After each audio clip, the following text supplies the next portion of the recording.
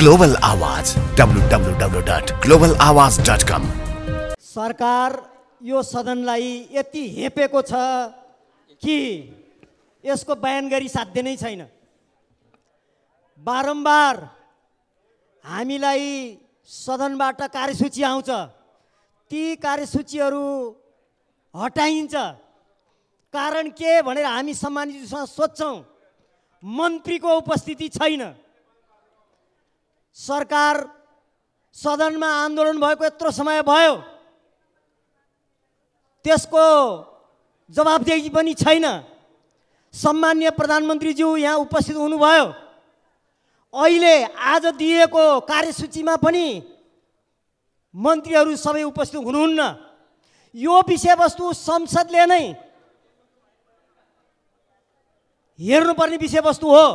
यसकारणले मन्त्रीहरूको उपस्थिति बेगर आज हुने जुन छलफल छन् त्यो छलफल अगाडि बढाइनु हुँदैन।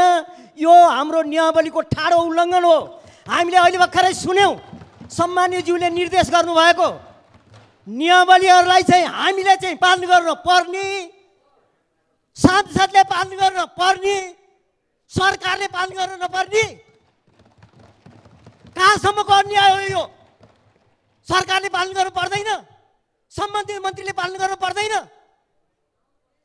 हामीले सम्मानीयज्यूले भने अनुसार खर्च कटौतीको प्रस्ताव पनि हामी दिन पाएनौँ। किन पाएनौँ त? किताब नआएर, किताब समयमा दिनु पनि छैन, मन्त्रीहरू उपस्थित हुनु पनि छैन। मान्य सदस्य यहाँको ध्यान आकर्षण भइसकेको छ, आसन ग्रहण गरौँ।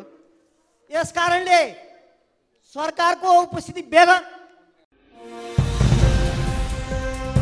निरन्तर समाचार, तटस्थ विचार, हर पल खबरदारी, बुलंद आवाज, समृद्धि को संवाहक।